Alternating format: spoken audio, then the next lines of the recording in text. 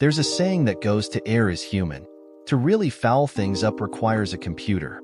That sentiment pretty much describes how things have been around the Mason County Sheriff's Department lately. Fouled up. I was thinking these things as I stared at my computer screen that had locked up for the umpteenth time today.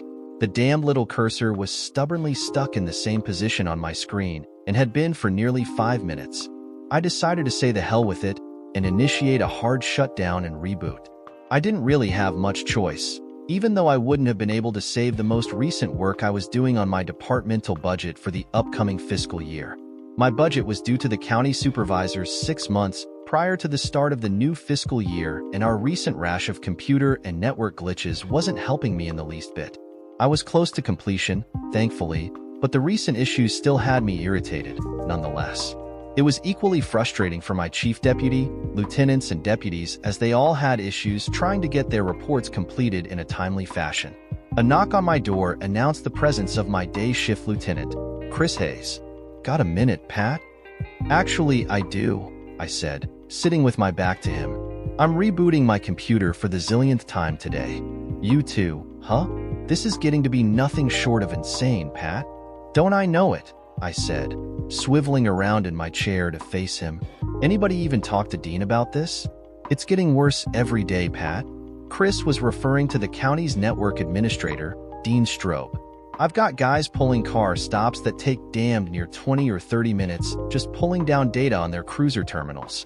At most, a stop shouldn't take more than 5 to 10 minutes.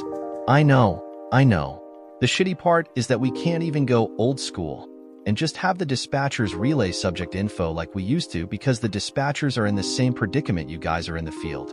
What do you want us to do, Pat?" "Just keep doing the best you can for now. I'll call Mitch Monahan and bitch to him and just tell him that I'm taking matters into my own hands as a matter of public safety. I'm as sick of this as you are." "We'd appreciate that, Pat," Chris said, rising from his chair. "Just out of curiosity, what do you think Dean's issue is, anyway?" "I really don't know," I sighed. "About all I do know is that he has been calling in sick a lot, and the few times I have seen him, he looks like absolute hell. I might have to just pull him aside at some point and see if I can get to the bottom of this. All I know is something needs to be done. Everything in this place depends on it. I'll let you and the other shift commanders know what I find out." "Okay, thanks, Pat." "No problem," I said, swiveling back around to my workstation, only to be greeted by the blue screen of death, indicating that now my computer was not even booting up at all. Whatever the issues were with my computer, I could only hope that my completed budget work was still saved somewhere on the county servers. Dean Strobe used to be about as dependable as the atomic clock. Now, it is minute to minute to see if we can even get anything done around here. The issues came on gradually, maybe a glitch one week that was solved quickly, and then nothing for 2 or 3 weeks. About a month ago, however, things got really bad and we started experiencing network issues or individual computer issues on an almost daily basis. My specialty is law enforcement.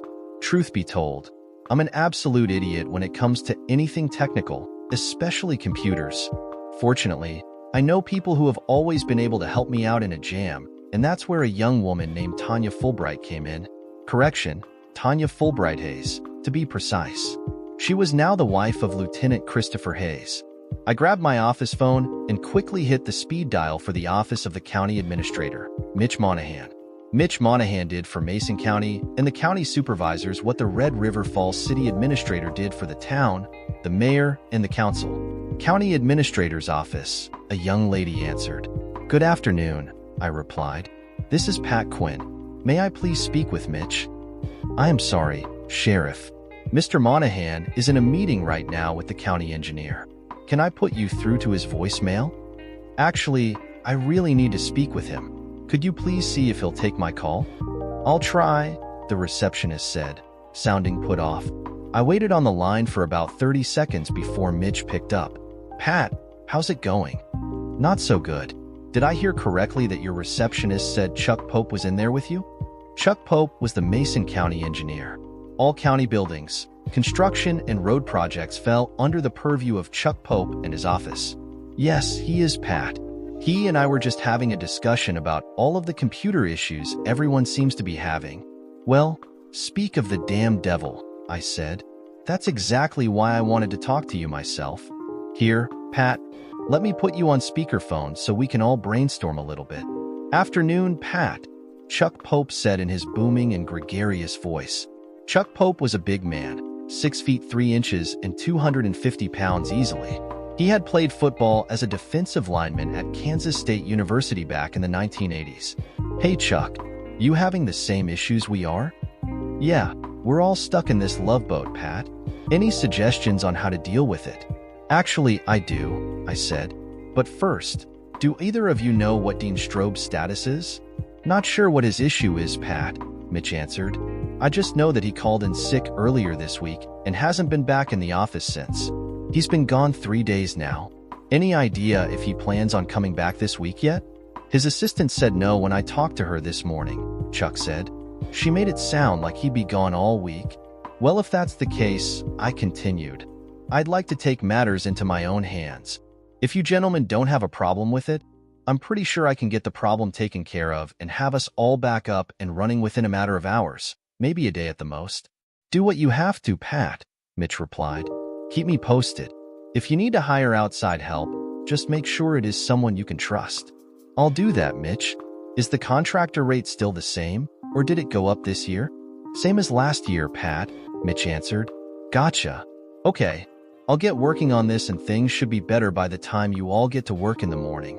Sounds good, Pat, Mitch said. Take care, Pat. Good talking to ya, Chuck answered. Thanks, guys, I said, hanging up. My next action was to get Chris Hayes back into my office, so I went out to his cubicle where he was bullshitting with 2 of his deputies. I didn't mind since there wasn't much they could do and their shift would be ending at 15:30 anyway, so there was little point in sending them back out on patrol for another 15 minutes since the next shift was already on duty anyway. Chris, can I chat with you for a minute? Sure, Pat, he said. I'll see you guys tomorrow, he said, finishing his chat with the 2 deputies. Once inside my office, Chris said, What did you find out, Pat? Mitch happened to be talking with Chuck Pope, the county engineer, and they're all in the same bowl of shit soup we are. I told Mitch that I had a plan to get us all back on track if he'd let me bring in some outside help, to which he agreed. My question is, would Tanya be up for a little contractor work tonight? Kinda late in the day, Pat. We were looking forward to just kinda chilling out tonight, you know? I get it and I'm sorry. But I kinda promised Chuck and Mitch that I'd do my best to have things back to normal by the time they got into work tomorrow. I promise you that she'll get the standard contract rate, which will be at time and a half for after-hours work. I know damned well if I say no that you'll still call her anyway, and there's no way she'll turn you down. Anybody else she'd tell to get screwed, but not her little Patty Pie. So I guess I give you permission to call her, he said, defeated. Just out of curiosity, what's the contractor rate, anyway? I figured you'd want to know, you greedy pig. The county lets us pay $60 an hour, but that will be time and a half for everything after 4 p.m. God, $90 an hour? No way will she say no to that. I guess you can consider that your penance for screwing up my evening. Deal. Just call her and get her in here. SAP. Chris made the phone call to Tanya and told her the county was in dire straits with its computer and network situation. She, too, was a little irritated at the thought of giving up an evening alone with Chris. But, true to his word, she perked up when Chris told her that she would be doing me a personal favor.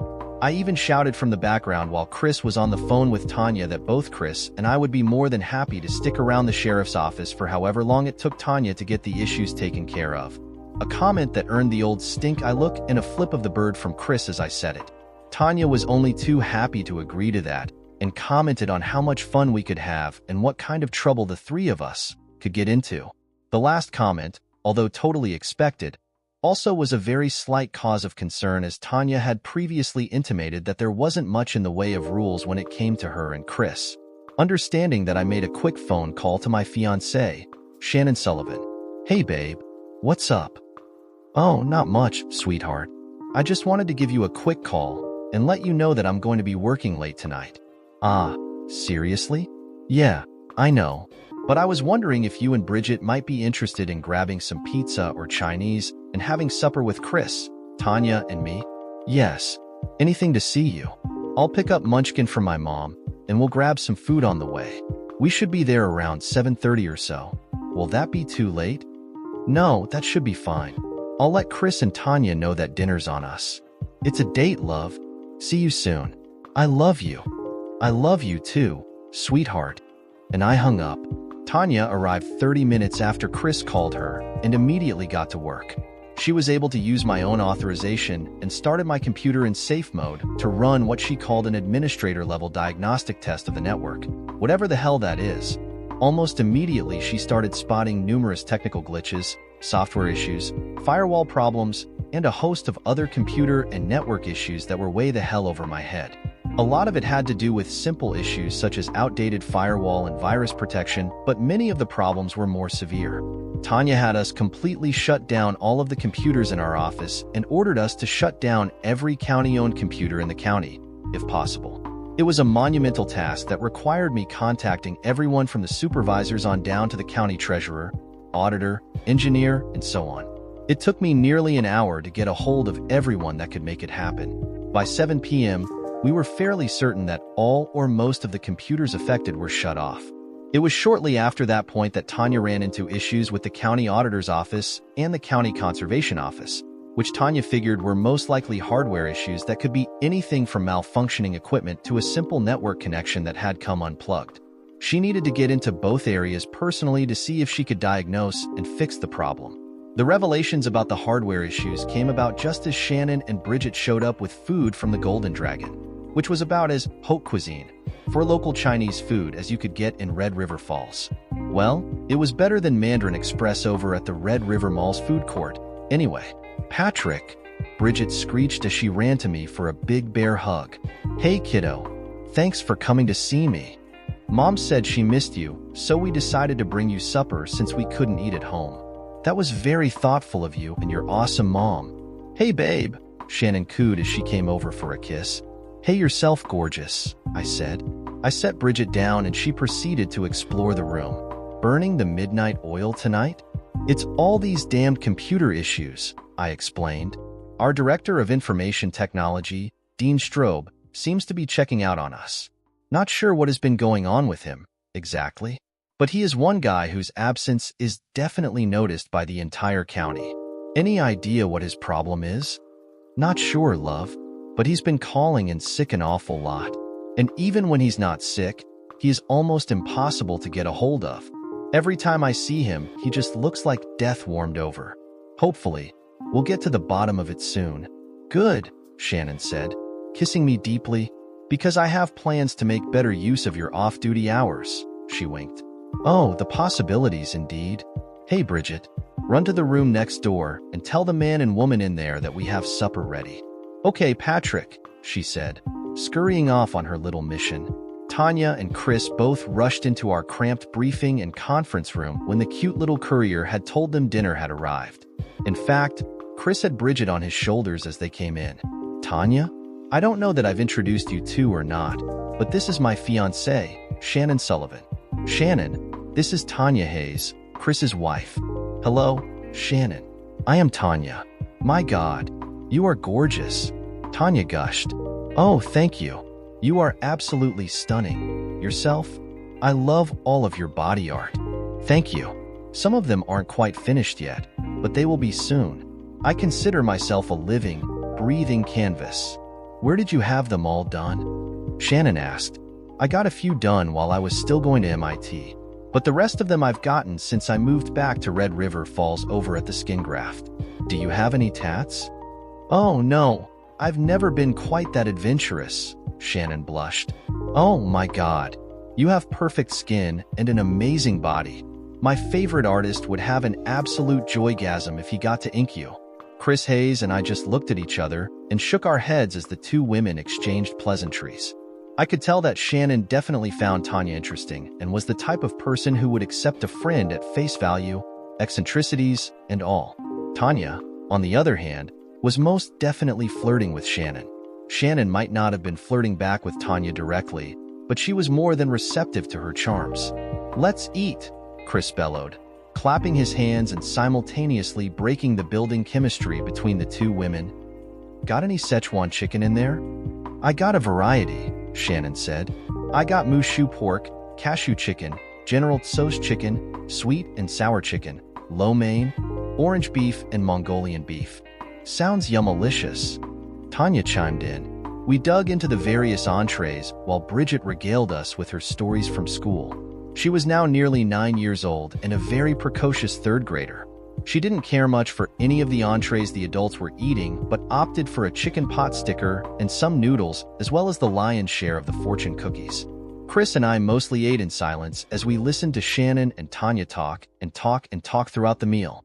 It was apparent that they were becoming fast friends, and even more apparent that Tanya was developing a serious girl crush on Shannon, the thoughts and possibilities of which, I am ashamed to admit, were excruciatingly tantalizing. Before we knew it, the time had flown by, and it was nearly 9 p.m. Tanya still needed to get into the auditor's office, which was easy enough as I could open it for her. The auditor's office was located in the courthouse along with the sheriff's office. However, the county conservation office was almost a mile away, and I would need Alton Berglund to get access for us. I gave Alton a call and let Tanya into the auditor's office so she could do her stuff. Sure enough, there was a simple network cable that had become kinked and frayed. Fortunately, Tanya was able to fix it easily and solve the auditor's problem quickly. I said my goodnights to Shannon and Bridget and walked them to the car, thanking them both with hugs and kisses for bringing us all supper. See you at home soon? Give me about an hour or so. Hopefully, I'll be home in time to watch The Tonight Show with you. It's a date. I love you, she said, kissing me goodbye. I love you too. Be home in a bit. Alton Berglund met Tanya, Chris, and I at the conservation office.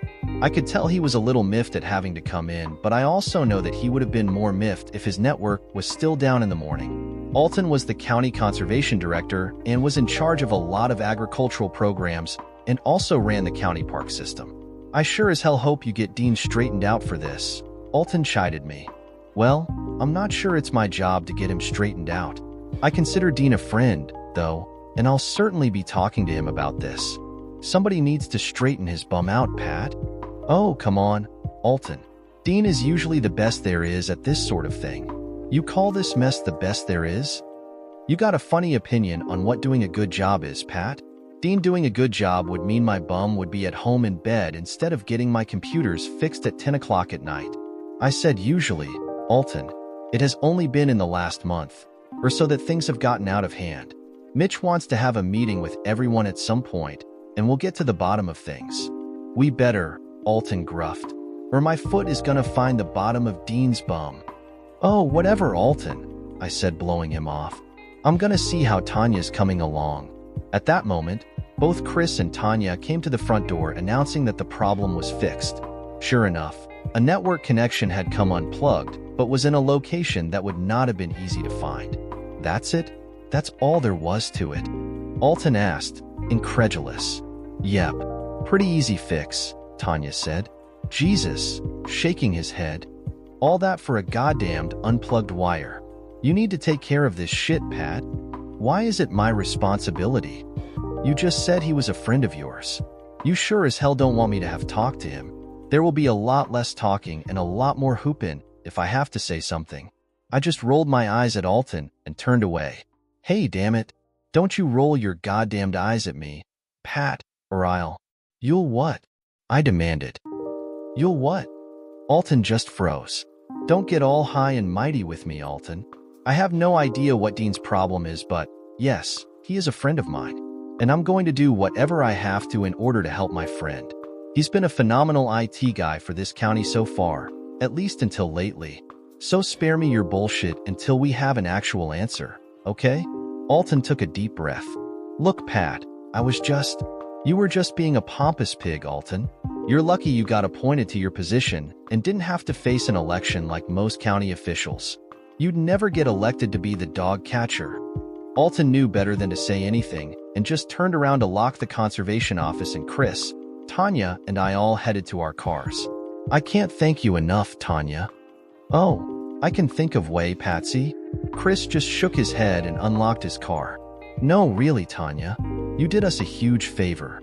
You're not out of the woods yet, Pat. There is still a lot more work to be done. Don't be surprised if your email is still goofed up. And I would seriously limit or eliminate the use of thumb drives as much as possible. Memory sticks are self-executing and spread viruses like the plague. Okay, I chuckled. I'll do that. We said our goodbyes and headed home for the night. True to my word, I was home in time to crawl into bed just as Jimmy Fallon took the stage for his opening monologue. Even though it was a fairly warm spring night, I saw that Shannon was tucked under the covers, bedspread and all. That could only mean one thing. I stripped down to my boxers and crawled underneath the covers and was rewarded with the feel of my lover's smooth, naked body. She turned to me and our lips met in a steel-melting kiss. She didn't waste any time stripping off my boxers and climbed on top. Our lips and tongues enmeshed with one another the entire time. Eventually, she sat up, closed her eyes, and rocked herself to a gentle first orgasm. She then collapsed on me, and we kissed for a while. Both of us were completely spent. We fell asleep shortly thereafter, locked in each other's arms. But sometime in the early morning hours I awoke and couldn't get back to sleep. I was troubled by what was going on with Dean Strobe, and I was irritated that I hadn't yet found the source. Dean was not the type of person to blow off his duties. He had always presented an appearance of polished professionalism. I had often wondered if his knowledge of and use of computers might rival Tanya's, but that notion was definitely dispelled by his performance and actions as of late. I finally fell asleep around 3 a.m. after deciding that I would definitely get to the bottom of things tomorrow. Shannon was at work by 7 the next morning, and I helped Bridget get ready for school. She could have taken the bus, but she always felt more important when I dropped her off at school in my fully marked Ford Expedition with the words Mason County Sheriff emblazoned in reflective letters and striping down the side. Bridget loved it when I flipped on the emergency flashers and gave her a quick blurb or two from the siren as I pulled away from the curb. As I arrived at the office, I was greeted by my secretary, Karen Landingham. "Pat, Mitch Monahan called just a moment ago. There is an emergency meeting scheduled downstairs in the supervisor's meeting room at 9 o'clock. All of the department heads and elected officials are requested to attend." Did Mitch say what it was about? Karen seemed apprehensive. He said it pertained to Dean. Okay, I nodded as I turned and headed into my office. I checked my email first thing, but just as Tanya said, it appeared the email system was still fouled up. I had been hoping she would be able to fix it today, but she said she had other business that would take up most of the day. Plus, she still needed to check in with her employees at the record and computer store she owned. The earliest she said she could help us wouldn't be until after 4 o'clock. Part of me wondered if Chris Hayes hadn't told her to say that, just to keep her working at time and a half instead of the standard rate. Oh well, it was what it was, and I couldn't really force her to do anything. Besides, as good as she was with computers, I'd take her help whenever we could get it. At 10 minutes to 9, I started making my way downstairs to the second level of the courthouse. The entire top 4th floor of the aging building belonged to the sheriff's department, which is also where our crumbling jail was located. The assessor, auditor, treasurer, Veterans Affairs director, recorder, clerk of court, driver's license station, and county attorney all had their offices scattered throughout the building. The 2 main courtrooms, judges' chambers, and the county supervisor's offices and meeting rooms were all located on the 2nd floor of the building. I did have one deputy who worked in the basement of the building, too, and that was Deputy Lieutenant Amy Van Deekum, who was in charge of the jail and also ran our property and evidence room. I was damned lucky to be able to find her the additional space, and only because FEMA determined that the original fallout shelter no longer met federal standards. It was yet another of many headaches I would try to cure with the fall referendum for the new public safety center. All of the elected officials and department heads were present and gathered at the tables, which had been arranged in a large square so everyone could see one another. At the far right and center was a spot that had been reserved for Dean Strobe. Damn, this was going to be like bringing a lamb to the slaughter. Everyone was pissed at Dean for what had been going on lately. I knew that Dean needed to be dealt with, but I didn't think a public bitch session was the way to go about it. Most everyone was casually visiting with each other when I had walked in, and I could overhear the light chatting, which was almost entirely about Dean. I wouldn't consider Dean an extremely close friend, but I would most definitely call him a friend. Considering how things were going for him lately, it was obvious I wasn't that kind of a friend that you call when you were going through a rough patch. But we were friends, and Clarissa and I had traded dinners in our homes with Dean and his wife Mercedes back when Clarissa and I were still married. Mitch asked everyone to take their seats and then announced that he would bring Dean in to speak with us. I was actually surprised, since Mitch had mentioned yesterday that he thought Dean was going to be out of the office for the remainder of the week. We all sat down and waited about a minute or two before Dean arrived with Mitch. The main entrance to the room was closed and signs posted that said, "Closed door meeting in session. No entry." Dean's strobe looked like hell. His clothing looked as if he slept in them last night. It was obvious that he hadn't showered today, as his hair was completely unkempt and he hadn't shaved. He had every bit of the look of a defeated man about him, and I couldn't, for the life of me, figure out why. Dean was smart, decent-looking, personable but not arrogant.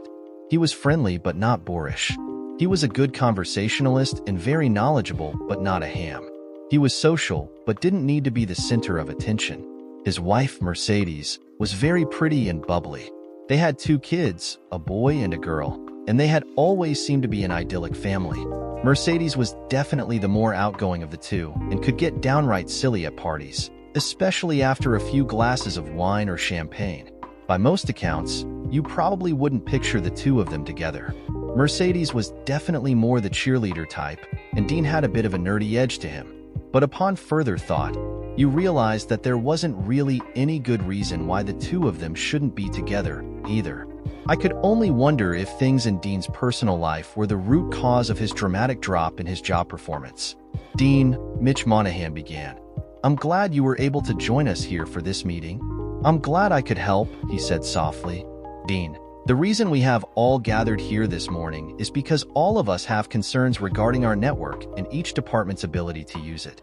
In particular, we all have some questions and concerns we would like to address with you. It is the general consensus that numerous technical problems have seriously hampered our work and the mission of each county department. I'm going to go around the room as almost everyone has issues they would like to address directly. We'll start with County Treasurer and Dunseth." "Madam Treasurer?" This meeting was definitely ominous if Mitch was being this formal.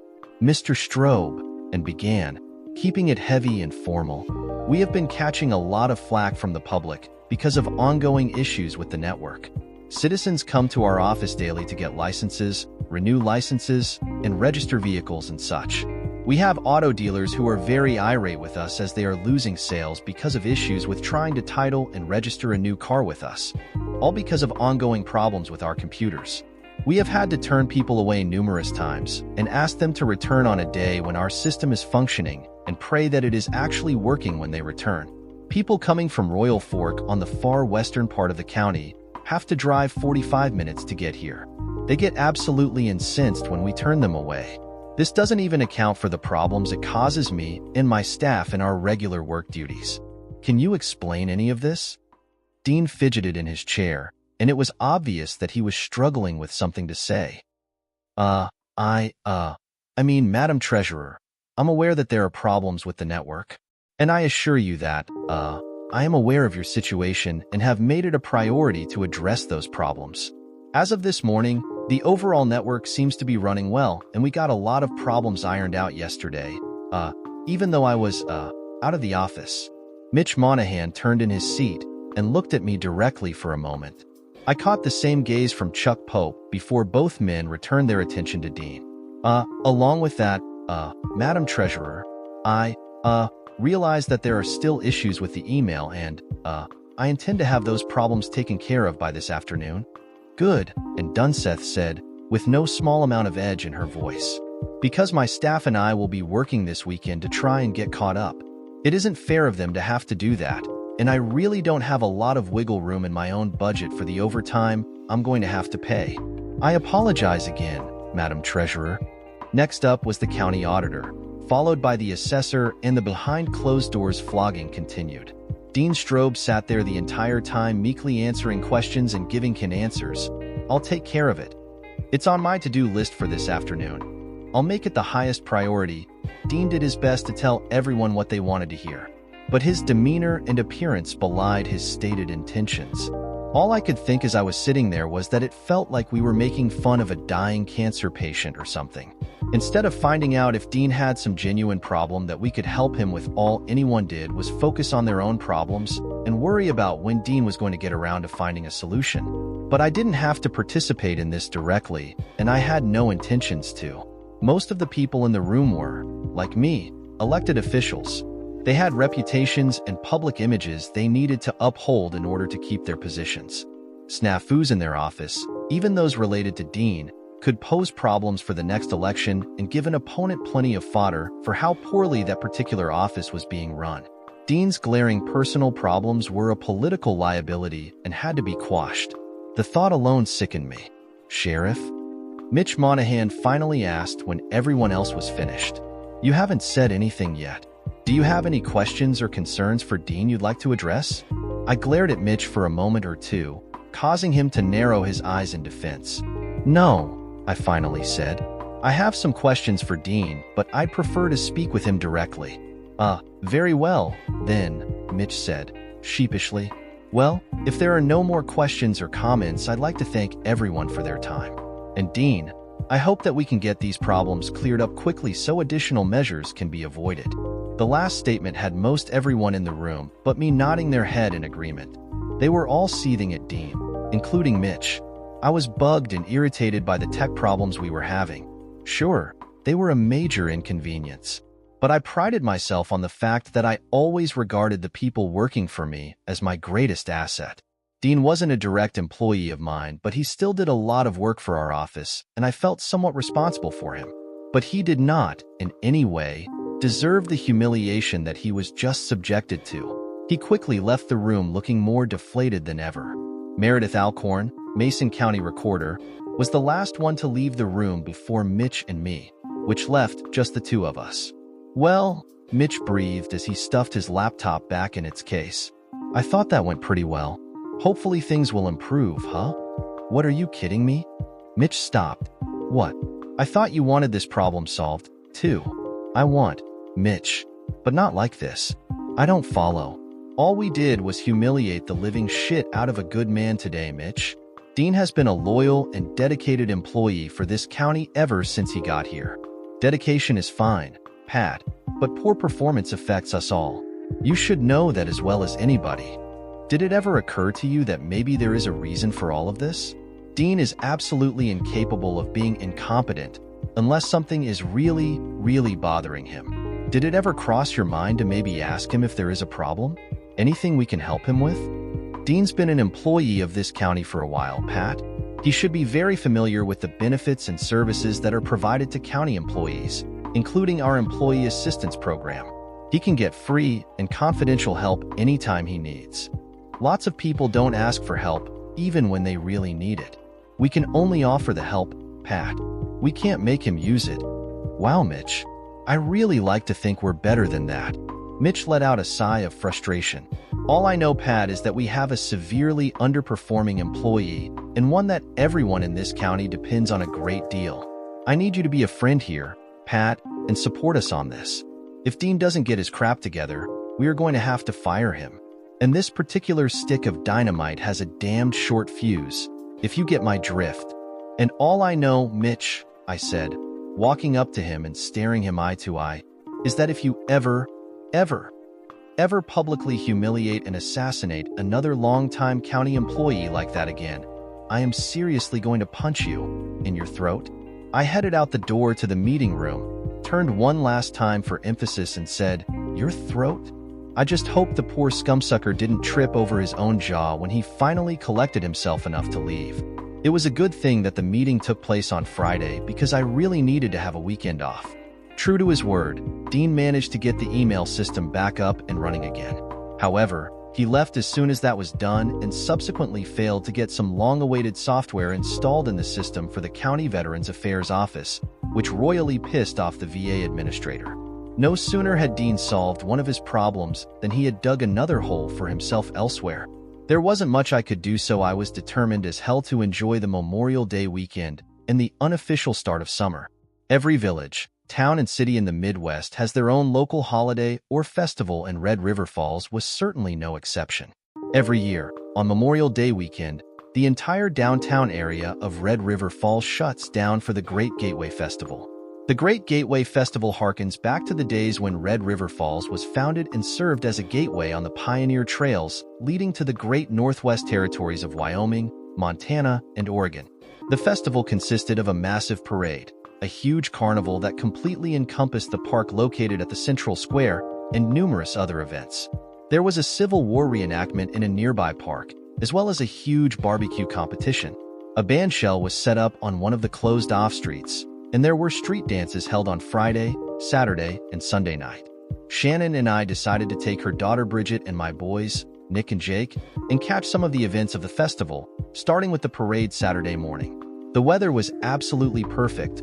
The streets were lined with thousands of spectators, and I actually was able to enjoy myself. The Red River Falls Police Department provided most of the staffing for the three-day festival, with only minor auxiliary staffing coming from my department, as well as most of our reserve deputies, the police reserves, and the civilian emergency response team.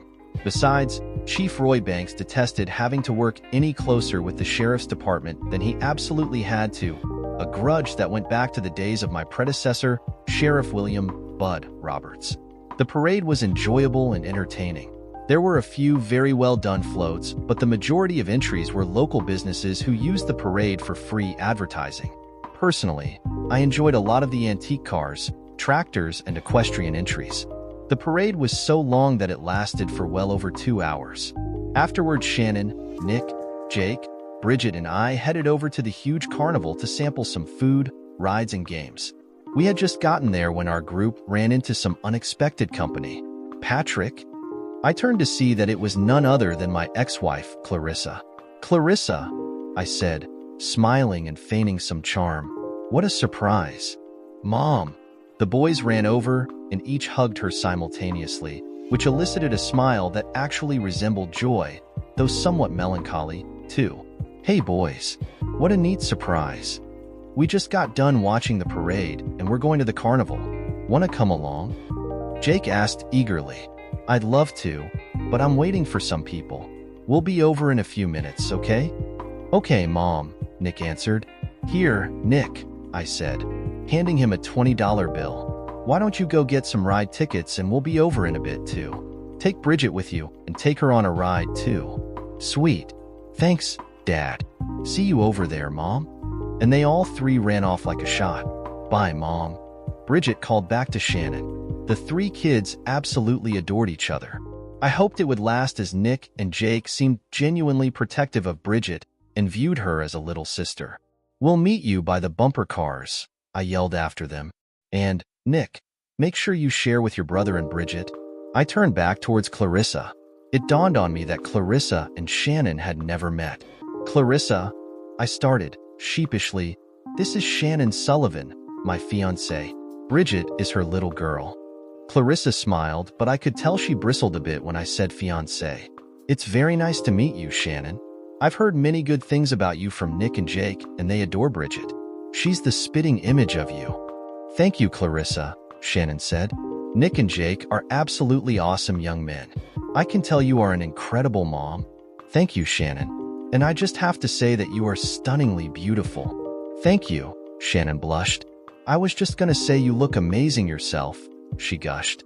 I distinctly remember another conversation earlier this week that sounded eerily similar when I introduced Shannon to Tanya Fulbright Hayes.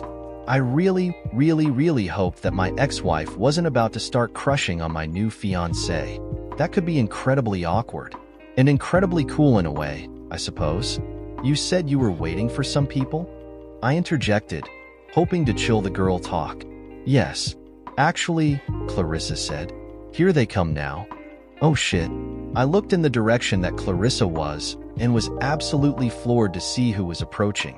It was none other than my former mother-in-law, Miss Caroline Bennett, and her significant other, Martin Belmond. I was actually genuinely surprised, in a good way, to see those two. The third member of the party was someone I was not happy to see. And that individual was a gentleman by the name of Tom Wellington, a local businessman and the man who ran against me in my inaugural run for sheriff. "Patrick, my God, is it really you?" Caroline rushed up and embraced me firmly. "Yes, it is," I replied, forcing the air out of my lungs from her bear hug. "You look absolutely incredible." Thank you, Caroline. I'd like to introduce you to my fiancée, Shannon Sullivan. My goodness, you're beautiful. Pleasure to meet you, was all she could say. Thank you so much. Shannon blushed. Where are my handsome grandsons? Caroline demanded. They ran ahead of us over to the carnival. I think they wanted to get a head start on the fun. Patrick, Martin Belmond extended his hand to me, and I shook it eagerly. I genuinely like this man. I was sincerely hoping we'd get a chance to run into you on our visit. It's quite fortuitous that we got to meet. It is indeed. Martin, I said, turning toward Shannon. I already introduced Caroline, but this is my fiancée, Shannon Sullivan. Her little girl, Bridget, ran ahead with Nick and Jake over to the carnival. A pleasure, Shannon, Martin said, extending his hand. Likewise, Shannon replied. It is very nice to meet you, Shannon, Caroline said, shaking hands too. Nick and Jake absolutely raved about you when they visited us at Easter. I absolutely adore your grandsons too, Ms. Bennett, Shannon replied. Oh, stop with the formalities. Caroline half chided, smiling. Please call me Caroline. Okay, thank you, Caroline. Well, Tom Wellington said, strolling up behind Clarissa and placing his arm around her waist as a sign of male ownership. If it isn't our esteemed sheriff. Hello, Tom, I mustered. It was all I could do to be polite. The idea of Clarissa dating someone had crossed my mind often, and the thought never bothered me. At least, that is, it didn't bother me until I heard that she began dating Tom Wellington. Tom was a man that I could only describe as a cootie. He was a fairly successful local businessman who apparently thought that business success could automatically equate to being sheriff. After all, being a cop can't be that hard, can it? So what brings the good sheriff out of his office high atop the courthouse on this lovely day? God, he was a condescending prick. The same as you, Tom. Just enjoying the festival along with my family. By the way, allow me to introduce you to my fiancée, Shannon Sullivan. The next moment was priceless for me. My ex-wife, Clarissa, was still a very good-looking woman at 5 feet 6 inches, blonde hair that she had obviously recently recolored, and possessed a trim, athletic body. But Clarissa couldn't hold a candle to Shannon's statuesque 5 feet 10 inches frame, perfect hourglass shape, and incredible D-cup jugs and gorgeous face and complexion. The cocky cat who ate the canary look Tom had on his face, while trying to flaunt his relationship with Clarissa, quickly disappeared when he took in the sight of Shannon. The fact that Shannon had on a white cotton tank top, Daisy Dukes, and a pair of stylish flip-flops showing off her freshly painted nails was enough to stop any man dead in his tracks. Best of all, Clarissa saw and immediately gave Tom a death stare. Pleased to meet you, Shannon, Tom said, offering his hand and wearing a really stupid grin. He just went from successful businessman to Neanderthal in one fell swoop. Come on, Caroline said, breaking the ice. Let's all stroll over to the carnival and see what the kids are up to. It will give us girls a chance to get to know one another. I'd like that, Shannon said. Me too, Clarissa said, softening a bit, but not before she gave Tom another glare. Tom Wellington kept pace with Clarissa, the two of them holding hands. But Clarissa didn't appear to be any more comfortable with even the slightest public displays of affection than she had been when we were married. It looked as though she tolerated it with Tom, but not much more than that. I hope the poor pig knows what he's getting himself into. Martin Belmond and I slowly sauntered our way over to the carnival behind the girls and Tom. Doing so gave us a chance to catch up a bit on our own. So how are you and Caroline doing these days? Well, it's funny you should ask that question, Patrick. Things are going quite well for us. There have been some new and interesting developments that have really taken our relationship to another level, I must say. Terrific. You look great, by the way. Considerably slimmer than the last time we met in Minneapolis. Indeed, I've lost over 60 pounds. In fact, because of my newfound health, my physician has been able to drastically cut back on many of the various heart medications I had been taking. In fact, I'm also no longer taking insulin for my diabetes, but am able to control it with diet, exercise, and non-insulin medications. I feel better than I have in years, Patrick. That's incredible, Martin. Yes, it is. And, if I may get a bit more personal, It has also resulted in my physician being able to finally prescribe some medications that have allowed Caroline and me to enjoy a physical relationship now instead of just a deeply emotional one. Really? I was genuinely surprised, mostly because of Martin sharing this with me than anything. Thank God for modern medicine, I suppose. It isn't perfect, by any means. Sometimes it works well, sometimes not as much. But it has at least taken that part of our relationship from non-existent to at least occasional. We continued to stroll along with the others towards the festival. People could probably hear us, but no one was paying attention. Too absorbed they were in the sights and sounds of the festival. Of course, he continued, I still allow Caroline to enjoy certain proclivities outside of our own bedroom activities. While we are able to consummate our feelings for one another on occasion, it certainly isn't frequent enough to truly keep a woman as vivacious as Caroline completely satisfied. She limits her activities and enjoys them only with individuals who are thoroughly vetted by people I trust to ensure safety and the utmost discretion. With all due respect, Martin, how does that make you feel? Patrick, you're an incredibly intelligent man, even though you don't give yourself enough credit for it. So permit me to pay you the compliment of being blunt even at the risk of sounding brash and arrogant. I'm a self-made man, Patrick. I made my first million less than 18 months after graduating from the Wharton School of Business. 10 years later, I surpassed a net worth of $100 million. Now, I'm sitting at a comfortable net worth of nearly $650 million, and it continues to grow daily. I've accomplished everything that I ever set out to do. In short, Patrick, I have nothing to prove to any man on what it means to be a success in life, and I need validation or approval from no one. I understand, I said. I knew you would, Patrick. So when it comes to my relationship with Caroline, I take comfort in knowing that I can provide a life for Caroline that she never could have dreamed of with any other man. And in a very real way, I still can provide the sexual fulfillment that she needs, whether it's with me or someone of my choosing. I have to say I admire you for that, Martin. I'm not sure I could be so trusting and confident in that regard. Things change as we get older, Patrick. I've learned to look at things from a different perspective. My first wife, Sophie, died of cancer, as you well know. I have the relationship with Caroline that I do because of the relationship that I had with Sophie. Sophie and I did it right.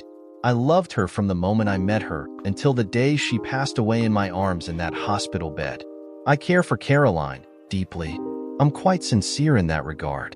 But Sophie will always be my wife in my mind. Sophie was truly my soulmate. Caroline and I can be something special when we are together. But we can also remain confident and secure in our relationship with one another even when we're apart. I deny her nothing and expect only her love and companionship. I'll provide everything else she needs. You're an amazing man, Martin. Caroline and I both think you're an amazing man too, Patrick. Caroline still thinks quite highly of you. She was genuinely pained by what happened between you and Clarissa. She truly felt you deserved better. Neither Caroline nor I hold Tom Wellington in as high esteem as we do you, Patrick. For what it is worth, you will always be very special to Caroline. Thank you, Martin. That means a lot. We continued our stroll towards the carnival to catch up with the ladies and Tom. They had managed to gain quite a lead on us as Martin and I visited. So, how are things in the ever-exciting world of law enforcement? Things are going well, I must say. I imagine it is quite different being the king instead of a pawn, so to speak. Yeah, I chuckled. It definitely is, but in a good way. I'm currently putting together my budget for next year, as well as a proposal for a new public safety center that I am hoping can get put up for a public referendum either this year or next. This year might be pushing it, but I can always hope. What does this new facility consist of? And is there any way I can help to bring it to fruition? Well, since you ask, it would be a multi-department facility that would house a new sheriff's office, Red River Falls Police Headquarters, and a new fire station for the city of Red River Falls. Additionally, it would also contain a new county jail that would increase our capacity from 40 inmates to nearly 300 inmates. It would be a facility that could potentially serve the needs of many interests. We have also looked at incorporating a public wellness and recreation center as well, and the National Guard is even considering attaching a new armory to the complex. Sounds quite ambitious, I must say, Martin said. It is. It is going to take a lot of politicking to get it done. Even though I hold an elected office, I've never been much of a politician. Everyone finds themselves a politician from time to time, whether we like it or not, Martin mused. I would agree. I just don't have much of a taste for it. Have you got a plan for financing it? Well, I'm off to a start as we qualified for a federal emergency management agency grant by incorporating a public emergency shelter in the facility. That grant alone will help offset the cost by nearly $3 million. But we have a ways to go on the rest. How much do you think it will cost by the time it is completed? I let out a long sigh. All told, it will probably cost between $30 and $40 million by the time it is done. Is there anything I can do to help? He asked. Yeah, I chuckled. Can you give me a grant? Absolutely, I can give you a grant, Patrick. If you'll allow me to, I can have your public safety center completed in a year. I have made it a point to support numerous public safety agencies with my charitable foundation over the years and have purchased needed equipment and facilities for many departments. That sounds amazing, Martin, and I truly would welcome the help, but I couldn't ask you to pay for more than half of it. I feel strongly that the public needs to take some ownership of it as well. I agree also, Patrick, and for the exact same reason. If given too much, some individuals will expect it every time and will do nothing to merit it. We arrived at the carnival and met up with everyone near the bumper cars. Nick and Bridget were riding in a car together while Jake rode by himself. Judging by the smiles and screams and laughter, they were having the time of their lives. Well, I said, extending my hand to Martin, this has been one of the most promising and productive walks of my life. I want to thank you for your generous offer, and I would like to submit an actual proposal for a grant, too, just to make it official. I want you to know every last detail about the project from the moment we break ground to the minute the paint dries. I'd like that, Patrick.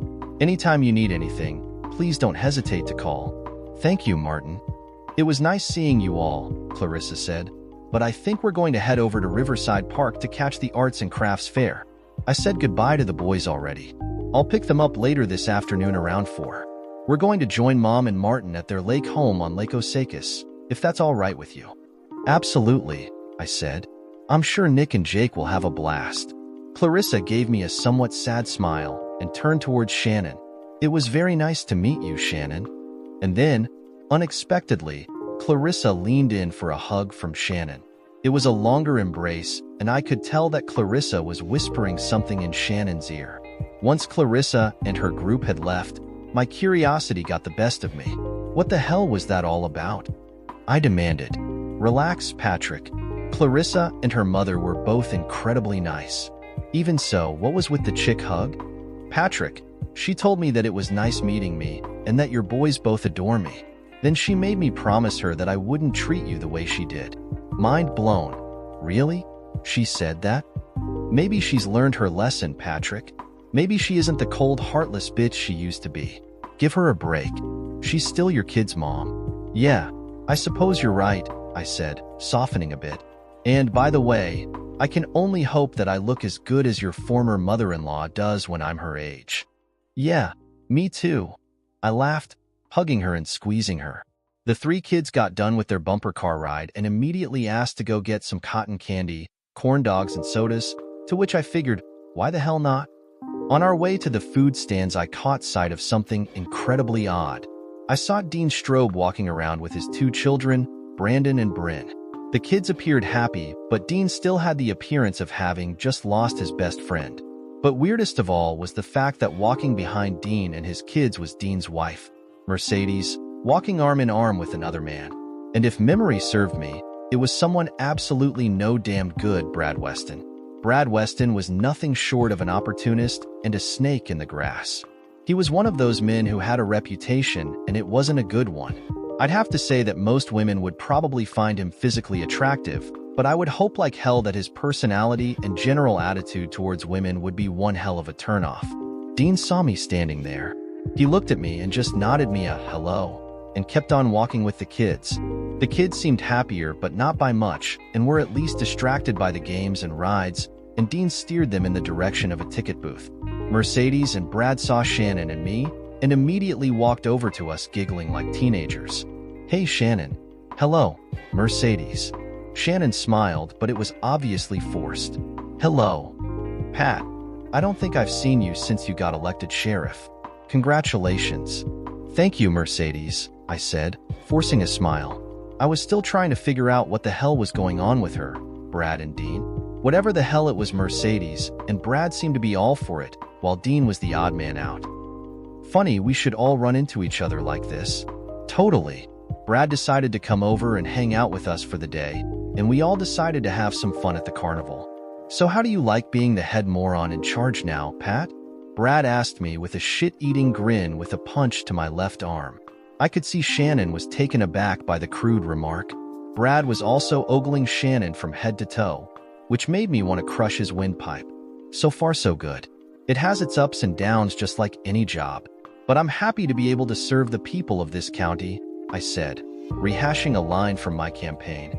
Yeah, except now you can kick some serious bum and pretty much do whatever you want, right? Well, Brad, even the sheriff is not above the law, which was true, even though I had bent more than a few rules in the past to save my bum and protect the public interest. By the way, where did Dean and the kids go? Mercedes' demeanor sagged a bit. Oh, I think they want to get tickets for the rides. We should probably catch up. Nice seeing you all. See you later, Sheriff, Brad said, punching me on the shoulder again. I simply returned a half smile and a nod. I really didn't like the way he had been keeping eye on Shannon while we talked. When they were out of earshot, I looked at Shannon and said, "How exactly do you know Mercedes?" "She's on one of the hospital foundation committees." "What was the deal with Brad Weston?" "I have no idea," she said. "This isn't the first time I've seen them together, though. But it is the first time that I've seen them together like that with Dean and the kids around. I think I have a better idea of what Dean's problem is," I said to Shannon, who nodded back. "Brad Weston is trouble. I can certainly tell you that. He has a real preference for the ladies, especially those who wear a ring on their finger," Shannon added, pointing to her engagement ring. "Well, let's get the kids a bite to eat and have some more fun," I said, changing the subject. I did look back one more time and saw Dean Strobe standing along the fence surrounding the tilt-a-whirl that his kids were riding. Mercedes and Brad continued to stroll along the midway, only now they were overtly holding hands.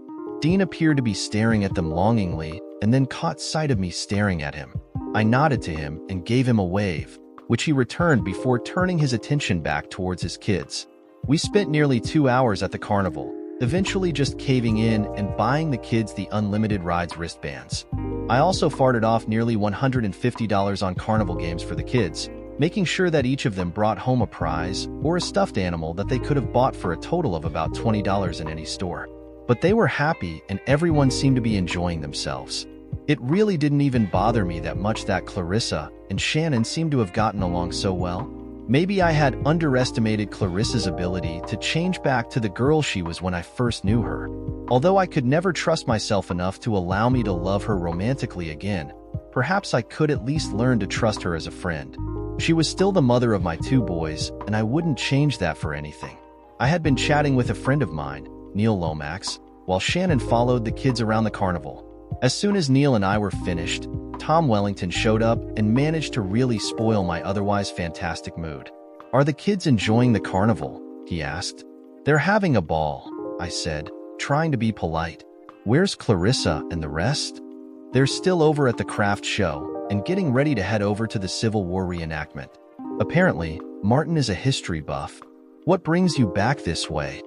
"I have some other appointments on my schedule this weekend, Pat. I have a business to run and don't have the luxury of working government hours." I bit my tongue, for the moment at least. "So I hear through the grapevine that you have a grand vision of replacing the sheriff's department with some palatial structure on the north end of downtown." Tom was talking unusually loud for a one-on-one conversation. As I glanced around, I could see people looking at us, and it dawned on me what he was trying to do. He wanted an audience. "We are looking at ways of improving our facilities and delivering better service to the people of Mason County, yes. At a cost of $30 or $40 million, he asked, smirking. "Well, Tom, I'm not sure you can really put a price tag on public safety, can you?" Tom's smirk disappeared. "I think part of a sheriff's job ought to be wise stewardship of the public funds, Pat. don't you? I can assure you that a new public safety center will be an exceptionally good use of public funds and will, over time, actually contribute to a steady decrease in operating costs compared to what we're doing now. How can you possibly find some kind of a net margin in a $40 million project that has absolutely no hope of generating any kind of a profit? That's just not good business, Pat. Jesus, I wanted to gut this guy like a fish right about now. I realize, Sheriff, that you don't have any experience working in the private sector, he droned on, but I do. And I think fiscal responsibility has to be one of your top priorities. My top priority, Tom, is protecting the public. That is what the sheriff's office is for, I emphasized. I had to tell myself over and over not to let this guy get the best of me. I should think you could improve your facilities for half of that, Pat. Focus on the sheriff's office. That's your jurisdiction. All the rest of this nonsense in your proposal is just pork. And there's enough pork in your proposal to make everyone at this carnival a ham sandwich. Tom's jibe actually got a few people laughing, which really irritated me. Well, that's your opinion. But my proposal is going to go forward as is because it is the right thing to do. Now, if you'll excuse me, I'd like to get back to spending time with my family. You're going to force me to run for sheriff again, Pat, he said as I walked away. I just pretended I didn't even hear the remark and headed back towards Shannon and the kids. I could hear a random citizen tell Tom, "Way to go, Tom. You tell him." Shannon and the kids were near the Ferris wheel and munching on funnel cake. "Hey, babe, hang out with the kids for a few minutes, would ya? I gotta go chew on a guy's ear about something important. I'll be back in a bit." "Okay," she said, kissing me quick. "Hurry back, though. Okay? The kids want to go on a few rides with you. Count on it." I made my way back towards the spot where Tom Wellington and I had just had our exchange, and I could see him walking down the street towards the edge of the carnival. I speed-walked to catch up to him, but not so much as to draw attention. I followed him a short ways and scouted out areas that I could get him out of the public eye, if possible. When Tom was running against me for sheriff, I had Tanya do a little off-the-books research on Tom's background and was startled by what I found. I didn't use the information at the time, since I was so sure I was going to win the election that I didn't think it was really necessary. However, since the election, Tom had been trying to make a bit of a name for himself by serving as a one-man watchdog against the sheriff's office. He had been questioning every move I had made, every dollar I spent, and it was starting to get annoying. The fact that people had reacted to our brief conversation told me that people might actually listen to Tom and his half-assed ideas about how to run a law enforcement agency if he decided to run against me in the next election.